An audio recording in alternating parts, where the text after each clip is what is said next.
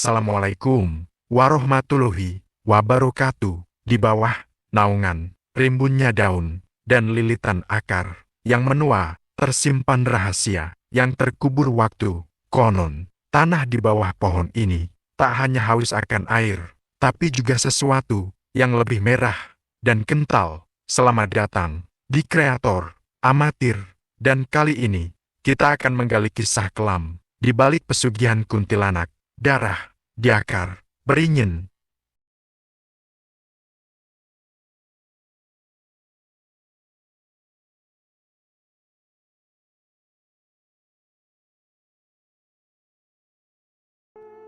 Langit di atas mansion berubah menjadi warna kuning tembaga yang tidak sehat. Laras mengintip dari balik tirai kamarnya yang dikunci dari luar. Pipinya masih terasa panas dan berdenyut akibat tamparan ayahnya semalam. Di bawah sana, di gerbang besi besar yang biasanya selalu tertutup rapat, seorang pria tua berdiri mematung. Pria itu mengenakan pakaian serba hitam yang lusuh. Saping bambu menutupi sebagian wajahnya yang keriput. Di tangannya ia menggenggam sebuah tongkat kayu yang dililit kain kuning kusam. Para penjaga keamanan rumah yang biasanya garang, anehnya hanya dia membeku di pos mereka, seolah-olah waktu telah berhenti bagi mereka. Laras melihat ayahnya, Baskoro, berjalan tergesa-gesa menuju gerbang dengan wajah yang memancarkan kombinasi antara amarah dan ketakutan yang luar biasa. "Untuk apa kau kembali, Darmo?" teriak Baskoro dari balik gerbang. "Urusan kita sudah selesai 10 tahun lalu."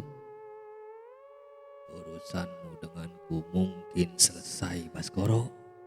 Suara pria itu terdengar serak namun berwibawa, bergema hingga ke telinga Laras di lantai 2. "Tapi urusanmu dengan ibu tidak akan pernah selesai hingga keturunanmu habis. Akar beringinmu sudah terlalu merah. Ia tidak lagi meminta makan, ia meminta seluruh pohonnya." Laras merasakan dorongan kuat untuk mendengar lebih banyak. Ia teringat jendela kamar mandi di ujung lorong yang biasanya tidak terkunci. Dengan hati-hati, ia memanjat keluar lewat jendela tersebut, merayap di atas balkon beton yang sempit agar bisa lebih dekat dengan pembicaraan di gerbang. "Pergi, atau aku akan menyuruh dia merobek jantungmu," ancam Baskoro. Tangannya gemetar hebat.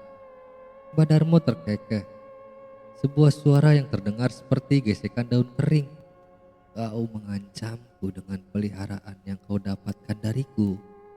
Ingat, Baskoro, aku yang menunjukkan jalan ke sumur itu. Aku juga yang tahu bagaimana cara menutupnya. Kau telah melanggar janji. Kau menjanjikan 1 jiwa setiap 7 tahun. Tapi kau justru membiarkan dia bersarang di dalam rumahmu." Tiba-tiba suara berubah mencekam. Angin kencang bertiup entah dari mana, menggoyang pohon-pohon di halaman dengan kasar. Bau amis darah yang sangat pekat menyeruak, menenggelamkan bau tanah di belakang Baskoro. Bayangan di aspal mulai memanjang dan melebar secara tidak wajar. Sosok kuntilanak merah muncul, tidak lagi bersembunyi. Ia berdiri tepat di belakang Baskoro. Rambutnya yang panjang melilit kaki ayahnya seperti ular. Kuntilanak itu mengeluarkan suara desisan yang menyakitkan telinga. Mata merahnya menatap tajam ke arah Mbah Darmo. Mbah Darmo tidak mundur setapak pun. Ia menghujamkan tongkatnya ke tanah. Duk! Seketika kuntilanak itu menjerit dan mundur beberapa langkah. Baskoro terjatuh, terengah-engah, seolah baru saja lepas dari cekikan. Mbah Darmo mendongak, matanya yang katarak seolah menatap langsung ke arah Laras yang bersembunyi di balkon. "Anak manis," suaranya kini terdengar jernih di dalam kepala Laras. "Waktumu tidak banyak. Satria sudah menjadi bagian dari akar. Jika kau ingin memutusnya, kau harus mencari pusar dari sumur itu. Cari jantung dari dia yang pertama kali jatuh." "Diam kau, tua bangka!" Baskoro bangkit dan melemparkan sebuah benda kecil sebuah jimat ke arah Mbah Darmo. Mbah Darmo hanya menggeleng sedih. Sebelum para penjaga kembali sadar dari pengaruh gaibnya, pria tua itu meletakkan sebuah bungkusan kecil di atas pilar gerbang. "Ambil itu, Laras. Itu bukan untuk membunuh, tapi untuk melihat kebenaran." Dalam sekejap, Mbah Darmo menghilang di balik kabut kuning yang tiba-tiba turun menyelimuti jalanan. Baskoro berteriak murka, menyuruh para penjaga mengejar, namun pria tua itu seolah menguap di telan bumi. Baskoro kembali ke dalam rumah dengan terburu-buru, lupa pada bungkusan di atas gerbang. Laras dengan keberanian yang muncul dari rasa putus asa turun melalui pipa air di samping balkon. Ia berlari menuju gerbang, meraih bungkusan kain kapan kecil itu dan segera menyembunyikannya di balik bajunya sebelum ayahnya melihat. Di dalam kamar, Laras membuka bungkusan itu dengan tangan gemetar. Isinya adalah segenggam garam yang dicampur dengan tanah kuburan yang hitam, sebuah cermin tembaga kecil yang permukaannya tampak seperti genangan air. Saat Laras melihat ke dalam cermin tembaga itu, ia tidak melihat wajahnya sendiri. Ia melihat seluruh rumahnya diselimuti oleh rambut hitam yang keluar dari setiap celah dinding, dan di tengah-tengah ruang tamu, ia melihat ayahnya tidak lagi berjalan sendirian. Ada sosok kuntilanak merah yang menempel di punggung ayahnya. Kaki sosok itu masuk ke dalam tubuh Baskoro, mengendalikan setiap gerakannya seperti boneka tali. Laras menyadari peringatan Mbah Darmo. Ayahnya bukan lagi penguasa pesugihan itu. Ayahnya telah menjadi inang, dan jantung dari dia yang pertama kali jatuh merujuk pada Kacitra. Untuk menghentikan ini semua, Laras tidak bisa hanya lari. Ia harus kembali ke dasar sumur itu, ke tempat di mana semuanya dimulai, dan menghadapi sisa-sisa kakaknya yang telah menjadi bagian dari kutukan tersebut. Malam itu, teror memasuki babak baru. Laras bukan lagi sekedar korban. Ia kini memegang kunci untuk menghancurkan fondasi berdarah keluarga Baskoro. Malam itu, alam seolah memberikan peringatan akan datangnya bencana. Langit tidak lagi hitam, melainkan berubah menjadi warna merah karatan yang pekat. Bulan purnama menggantung rendah, diselimuti kabut tipis yang membuatnya tampak seperti mata raksasa yang sedang berdarah. Di dalam mansion, keheningan terasa begitu berat hingga telinga Laras berdengung. Baskoro tidak lagi bersembunyi. Pukul 10 malam, ia memerintahkan seluruh lampu rumah dimatikan. Hanya ada lilin-lilin merah yang diletakkan setiap sudut lantai, membentuk jalan setapak menuju ruang tengah. Laras mengintip dari lantai atas, memegang erat cermin tembaga pemberian Mbah Darmo. Di ruang tengah, Satria dibaringkan di atas meja kayu jati yang besar. Kakaknya itu sudah tidak lagi menyerupai manusia. Kulitnya berubah menjadi abu-abu pucat, dan di balik pori-porinya, helai-helai rambut hitam mulai mencuat keluar, seolah ada sesuatu yang tumbuh dari dalam dagingnya. "Mas Satria," Laras terisak, namun suaranya tertelan oleh suara gemerisik daun beringin dari luar yang semakin riuh. Baskoro berdiri di ujung kepala Satria. Ia mengenakan jubah hitam lusuh yang berbau kemenyan. Di tangannya ia memegang sebuah belati perak dengan gagang berbentuk kepala wanita berambut panjang. "Jangan salahkan ayah, Satria." Suara Baskoro terdengar hampa, seperti suara yang keluar dari lubang kubur. "Ini adalah kesepakatan. Kau harus kembali ke sumur agar pohon ini tetap berbuah emas." Tiba-tiba suhu di dalam rumah turun hingga mencapai titik beku. Lantai marmer yang mewah mulai retak, dan dari celah-celahnya keluar cairan hitam yang berbau anyir darah. Laras melihat melalui cermin tembaganya. Ia tidak melihat ayahnya sendirian. Di belakang Baskoro, kuntilanak merah itu berdiri tegak. Tangannya yang berkuku panjang merayap di pundak Baskoro, membimbing gerakan tangan ayahnya. Tawa melengking itu bukan berasal dari satu arah, melainkan bergema dari dinding-dinding rumah. Bayangan di dinding mulai memanjang, membentuk jemari raksasa yang mencoba menggapai tubuh satria. "Kanjeng Ratu, terimalah persembahan ini," Baskoro berteriak, mengangkat belatinya ke langit-langit. Tepat saat itu, bulan darah di luar sana tertutup awan dan seluruh ruangan menjadi gelap total selama beberapa detik. Dalam kegelapan itu, Laras mendengar suara kerak yang mengerikan. Suara tulang yang patah diikuti jeritan melengking satria yang segera berubah menjadi suara gelembung air. Laras tidak bisa tinggal diam. Ia berlari menuruni tangga, nekat melemparkan garam tanah kuburan pemberian Badarmo ke arah lingkaran lilin merah dan boom. Sebuah letakan cahaya biru kehijauan terjadi saat garam itu menyentuh api lilin. Bau belerang meledak di udara. Baskoro terlempar ke belakang, belatinya terlepas dari tangan. "Laras, apa yang kau lakukan?" Baskoro meraung, wajahnya tampak berubah-ubah antara wajah manusia dan wajah pucat sang kuntilanak. Laras tidak menjawab. Ia menerjang ke arah meja, mencoba meraih tangan satria, namun ia tertegun. Di tempat satria berbaring, kini tidak ada lagi raga manusia yang utuh. Setengah tubuh kakaknya sudah berubah menjadi susunan akar beringin yang berdenyut. Mata satria terbuka, namun bola matanya sudah hilang, digantikan oleh dua kuntum bunga Kamboja yang bermekaran dari dalam rongga matanya. "Ras, lari!"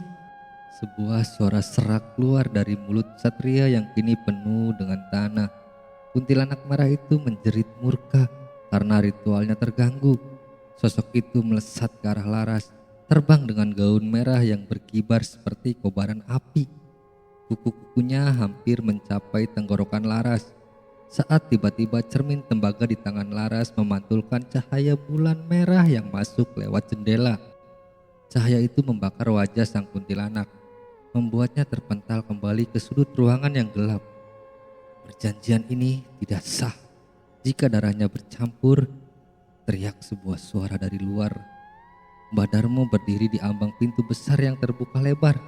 Tongkatnya memancarkan cahaya kuning redup. "Baskoro, kau telah membawa kehancuran pada garis keturunanmu sendiri." Baskoro bangkit dengan gila. Ia tidak lagi peduli pada anaknya. Ia merangkak menuju belati peraknya. "Tidak, aku tidak akan kembali miskin. Ibu, ambil saja Laras. Ambil dia sebagai gantinya." Kuntilanak itu berhenti menyerang Badarmo dan perlahan menoleh ke arah Laras. Ia menyeringai, memperlihatkan deretan gigi yang runcing dan hitam. Perjanjian telah bergeser. Nafsu serakah Baskoro telah membuka pintu bagi tumbal baru. Di luar, bulan darah mencapai puncak mansion. Mansion itu mulai bergoyang hebat seolah ada gempa bumi. Akar-akar beringin raksasa dari halaman belakang mulai menembus dinding ruang tamu, membelit pilar-pilar emas dan menghancurkan segala kemewahan di dalamnya. Laras menyadari bahwa malam ini bukan hanya tentang menyelamatkan satria, tapi tentang menyelamatkan jiwanya sendiri dari seorang ayah yang sudah menjual seluruh keluarganya ke neraka. Di tengah reruntuhan rumahnya yang mulai hancur, Laras melihat satria yang separuh akar itu menitikkan air mata darah. Sebuah tanda bahwa kemanusiaan kakaknya sedang diperas habis oleh pesugihan tersebut. "Mas, bertahanlah," bisik Laras. Meskipun ia tahu malam ini barulah awal dari penderitaan yang sesungguhnya. Ritual itu belum selesai. Ia hanya tertunda oleh kemarahan sang iblis yang kini menginginkan lebih dari sekedar satu nyawa. Rumah mewah itu kini terasa seperti bangkai raksasa yang sedang membusuk. Akar-akar beringin yang menembus dinding di ruang tamu semalam masih di sana, bergerak pelan, seolah sedang bernapas. Baskoro sedang berada di halaman belakang, meraung dan meratap di depan sumur tua karena persembahannya terganggu.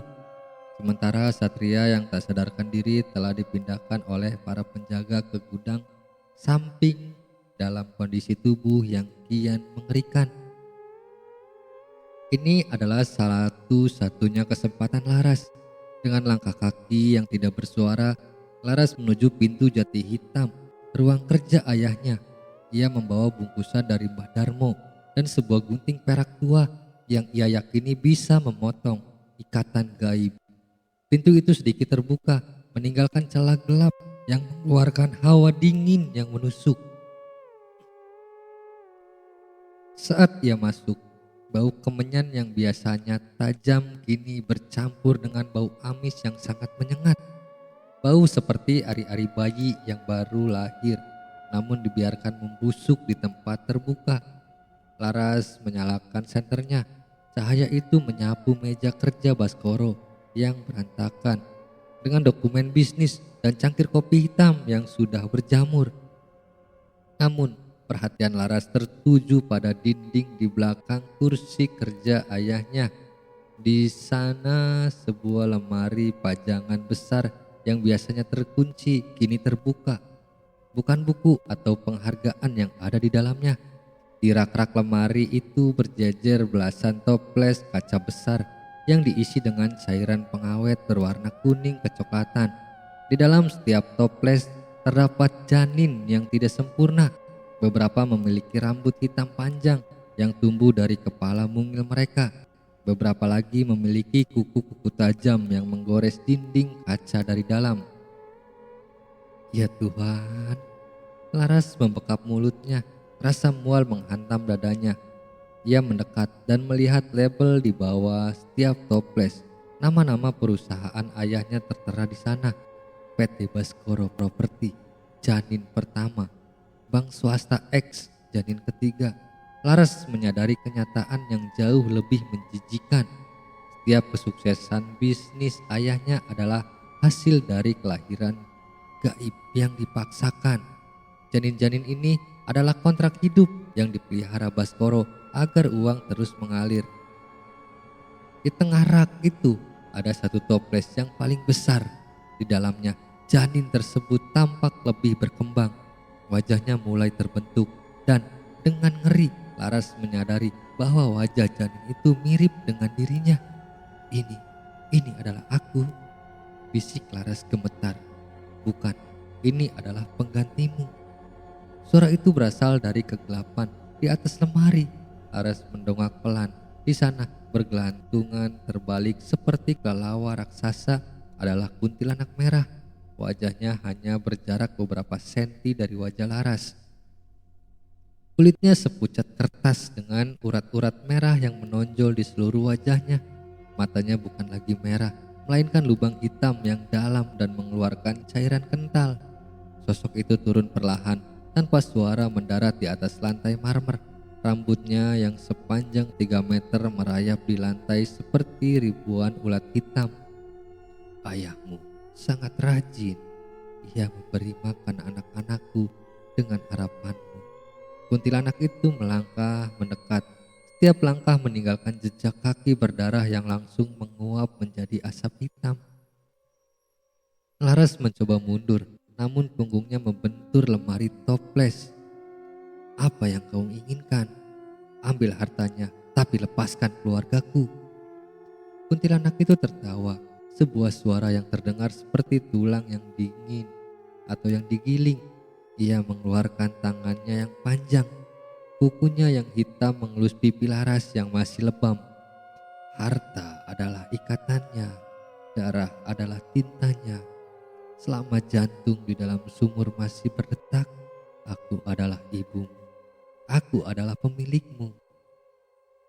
Seketika kuntilanak itu membuka mulutnya lebar-lebar, memperlihatkan kerongkongan yang tampak seperti lorong tak berdasar.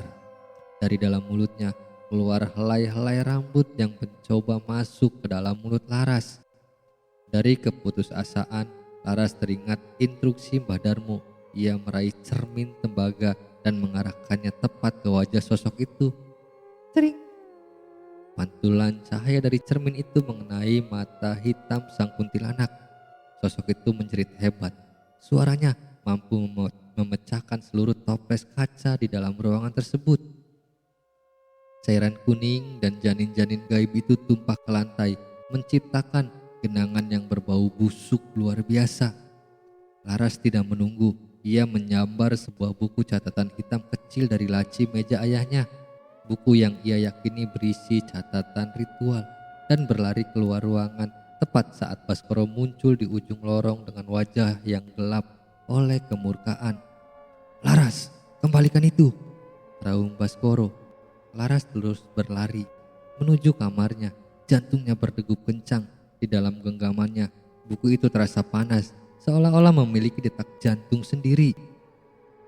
Di belakangnya, ia mendengar suara tawa kuntilanak yang kini bercampur dengan suara tangisan janin-janin yang pecah tadi, menciptakan simfoni neraka di dalam rumah mewah yang kini benar-benar menjadi penjara gaib bagi mereka semua. Laras tahu ia telah menyentuh jantung rahasia ayahnya. Sekarang tidak ada lagi jalan kembali. Ia harus menemukan cara menghancurkan janin utama di dalam sumur, atau janin pengganti di dalam toples itu akan benar-benar mengambil alih hidupnya. Malam itu, mansion keluarga Baskoro tidak lagi terasa seperti bangunan beton. Dinding-dindingnya berdenyut, mengeluarkan suara detak jantung yang berat dari balik wallpaper sutranya. Udara di dalam rumah menjadi begitu kental dan amis, seolah-olah Laras sedang berjalan di dalam kerongkongan raksasa.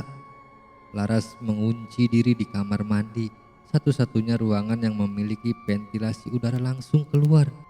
Di bawah cahaya lampu yang berkedip-kedip, ia membuka buku catatan hitam ayahnya. Halamannya bukan terbuat dari kertas biasa, melainkan perkamen yang terasa seperti kulit manusia yang dikeringkan. Di sana terlukis sebuah instruksi ritual yang mengerikan.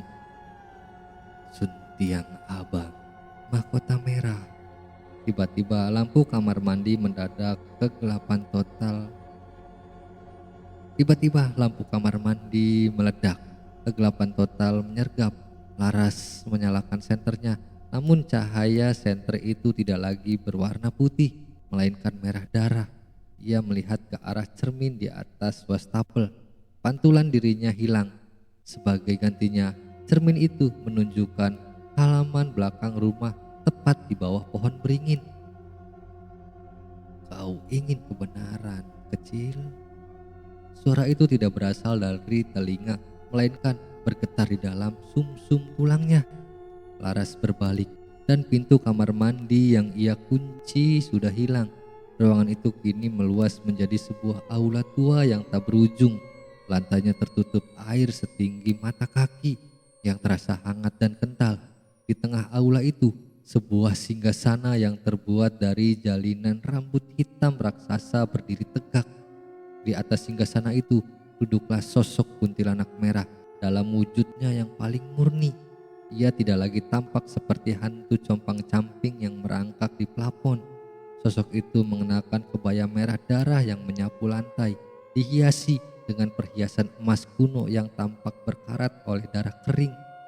Wajahnya cantik namun mengerikan, kulitnya sepucat rembulan dengan bibir hitam yang tersenyum lebar hingga mencapai telinga. Di atas kepalanya, sebuah mahkota yang terbuat dari tulang belulang bayi melingkar dengan megah. Inilah sang penguasa sumur, ratu dari segala tumbal yang pernah dijatuhkan ayahnya. "Lihatlah apa yang ayahmu bangun dengan tangan gemetar," bisik sang ratu sambil melambaikan tangannya yang berkukus panjang belati. Tiba-tiba dinding-dinding aula menunjukkan bayangan masa lalu. Laras melihat Baskoro muda 10 tahun lalu bersimpu di depan sumur tua dalam kondisi hancur dan miskin. Ia melihat ayahnya memegang tangan Kacitra yang masih kecil. "Tolong Ratu, berikan aku kejayaan, ambil apa saja," isak Baskoro dalam penglihatan itu. Laras menyaksikan dengan ngeri saat sang kuntilanak merah keluar dari sumur dan membelah punggungnya sendiri. Dari dalam lubang di punggungnya, ia mengeluarkan seuntai benang merah dan melilitkannya ke leher Citra. Ayahmu tidak dipaksa, Laras. Ia yang memohon, ia yang menyerahkan kakakmu dengan sukarela agar bisa membeli rumah ini, mobil ini, dan hidupmu yang nyaman ini. Suara kuntilanak itu kini terdengar manis namun mematikan. Kuntilanak merah itu bangkit dari singgasananya. Setiap langkahnya membuat air di lantai bergolak. Ia mendekat ke arah Laras dan setiap inci kehadirannya memancarkan aura kematian yang begitu kuat hingga Laras merasa paru-parunya mulai terisi oleh cairan hitam. Sekarang benang merah itu merambat ke arah Satria dan kau akan menjadi mutiara di mahkotaku, Laras. Kau adalah tumbal penutup. Setelah kau masuk ke dalam sumur, perjanjian ayahmu akan abadi. Ia akan menjadi raja dunia dan kau akan menjadi budakku selamanya. Kuntilanak itu membuka lubang di punggungnya. Di dalamnya, Laras melihat ribuan wajah yang merintih kesakitan, termasuk wajah Kak Citra yang terperangkap di antara jalinan daging dan rambut. "Tidak, aku bukan milikmu," teriak Laras. Ia mengeluarkan cermin tembaga pemberian Mbah Darmo. Namun sang kuntilanak merah hanya tertawa. Dengan satu gerakan cepat, ia mengibaskan rambutnya, menghantam cermin itu hingga hancur berkeping-keping. "Alat tua itu tidak berguna di hadapan pemilik nyawamu, Laras." Kuntilanak itu mencekik leher Laras, mengangkatnya tinggi-tinggi. Laras merasa oksigennya hilang, pandangannya mulai kabur. Namun di tengah keputusasaannya, ia teringat satu baris kalimat dari buku hitam ayahnya yang sempat ia baca. Sang ratu terikat pada jantung yang pertama kali jatuh. Dengan tenaga terakhirnya, Laras tidak melawan sang kuntilanak. Ia justru menggunakan pecahan cermin tembaga yang tajam di lantai untuk menggores telapak tangannya sendiri, lalu menempelkan darahnya ke dahi sang kuntilanak. "Darahku adalah darah Citra. Aku memanggil jantung yang kau curi," teriak Laras. Seketika, singgasana rambut itu terbakar oleh api biru. Kuntilanak merah itu menjerit, sebuah lengkingan yang sanggup meruntuhkan pondasi gaib. Ruangan tersebut, wajah cantiknya retak, kembali menjadi wajah hantu yang hancur dan penuh belatung. Ruangan liminal itu runtuh. Laras terlempar kembali ke lantai kamar mandi yang keras. Lampu kembali menyala. Namun kini dinding kamar mandi itu dipenuhi oleh bekas cakaran kuku yang sangat dalam. Laras terengah-engah dalam. Darah masih mengucur dari tangannya. Ia menyadari satu hal. Kuntilanak merah itu tidak lagi bersembunyi. Ia sudah menampakkan wujud aslinya karena ia merasa Laras adalah ancaman nyata. Waktu Satria hampir habis dan Laras baru saja mendeklarasikan perang terbuka terhadap entitas yang telah membangun kerajaan berdarah keluarganya. Di luar pintu kamar mandi, ia mendengar suara langkah kaki ayahnya yang berat, dibarengi dengan suara tawa melengking sang kuntilanak yang kini terdengar menyatu dengan suara ayahnya. Mereka sudah menjadi satu. Suasana di dalam mansion tidak lagi mencekam dengan cara yang sunyi. Kini rumah itu berisik oleh suara-suara aneh. Suara tangis bayi terdengar dari balik dinding dan lantai marmer terasa lembab. Seolah-olah keringat dingin keluar dari pori-pori bangunan tersebut. Laras berdiri di ambang pintu ruang kerja ayahnya yang hancur. Botol-botol berisi janin gaib telah pecah. Cairannya menggenangi lantai dan bau yang sanggup merusak indera penciuman. Di tengah kekacauan itu, Baskoro duduk bersimpu di lantai, memeluk sebuah figura foto besar yang selama ini selalu ditutupi kain hitam. Baskoro tidak lagi tampak seperti penguasa hebat. Rambutnya memutih dalam semalam dan kulitnya tampak kendur, seolah-olah sesuatu di dalam dirinya telah disedot habis. "Ayah," Laras memanggil dengan suara bergetar.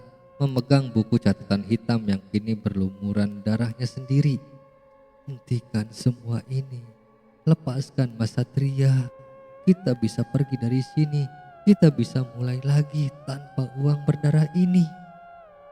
Baskoro tertawa, suara tawa yang pecah dan berakhir dengan batu kering yang mengeluarkan helai-helai rambut hitam. Ia menoleh ke arah Laras, matanya merah dan penuh dengan kegilaan yang dalam.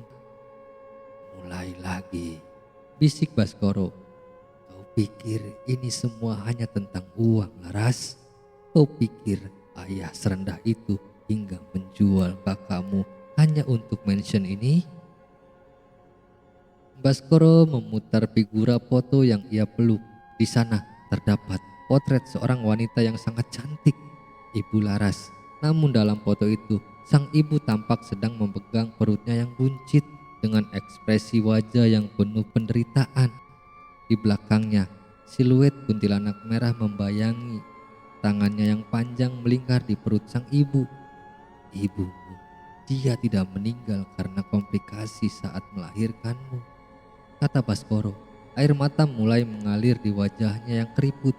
Dia meninggal karena rahimnya tidak mampu menampung janin perjanjian yang ayah tanam di sana. Demi mengembalikan kejayaan keluarga kita yang runtuh, ayah menukar nyawanya dengan kekuatan. Tapi ayah menyesal. Ayah sangat menyesal. Laras mundur selangkah. Jantungnya berdegup kencang hingga terasa sakit. Apa maksud ayah? Janin perjanjian? Kamu Laras, desis Baskoro. Kamu bukan anak yang lahir dari cinta biasa. Kamu lahir dari perjamuan gaib di sumur belakang. Ibumu adalah wadah pertama. Dan kuntilanak merah itu, dia bukan hanya hantu. Dia adalah bagian dari darahmu. Dia adalah sisi gelap dari ibumu yang dikontrakkan pada setan agar ia bisa tetap hidup di rumah ini. Baskoro merangkak mendekati Laras, mencoba meraih tangan anaknya dengan jari-jari yang gemetar. Ayah memberikan citra untuk memastikan kamu lahir dengan selamat. Ayah memberikan Satria malam ini agar ibu tidak mengambilmu. Ayah melindungimu dengan cara menumbalkan mereka semua. Melindungi? Teriak Laras. Ia menepis tangan ayahnya dengan jijik. Ayah membunuh mereka. Ayah membunuh ibu, Kak Citra, dan sekarang Mas Satria. Ayah hanya mencintai ambisi ayah sendiri. Tidak, Baskoro meraung. Ia berdiri dengan sisa tenaganya. Setiap sen yang aku hasilkan, setiap kemewahan ini adalah agar ibumu bisa bangkit kembali melalui tubuhmu. Itu janji Kanjeng Ratu. Jika tumbalnya lengkap, ibumu akan mengambil alih ragamu dan kita akan menjadi keluarga utuh lagi. Laras merasa dunianya runtuh. Ia bukan sekedar tumbal cadangan. Ia adalah target akhir dari sebuah rencana pembangkitan mayat yang mengerikan. Selama ini ayahnya melihatnya bukan sebagai anak, melainkan sebagian wadah kosong untuk menampung kembali arwah ibunya yang telah bersekutu dengan kuntilanak sumur. Tiba-tiba suara tawa melengking itu kembali terdengar. Kali ini berasal dari dalam dada Baskoro sendiri. Dada Baskoro membusung secara tidak wajar dan dari mulutnya keluar tangan pucat berkuku panjang yang langsung mencekik leher Baskoro sendiri. Banyak bicara Baskoro. Sebuah suara berat keluar dari mulut sang ayah. Kuntilanak merah itu muncul dari balik bayangan Baskoro, seolah-olah ia keluar dari dalam kulit pria itu. Ia menatap Laras dengan penuh kemenangan. Baskoro tercekik oleh hantunya sendiri. Wajahnya membiru, namun matanya tetap menatap Laras dengan pandangan penuh obsesi yang sakit. Laras, terima ibu, rintih Baskoro sebelum ia pingsan, jatuh tak berdaya di genangan cairan janin. Laras menyadari bahwa pengakuan ayahnya adalah paku terakhir di peti mati kewarasannya. Ia kini tahu bahwa musuhnya bukan hanya entitas di luar sana, tapi juga darah yang mengalir di dalam nadinya sendiri. Ia adalah produk dari pesugihan itu. Dengan amarah yang meluap, Laras merobek halaman buku catatan hitam itu.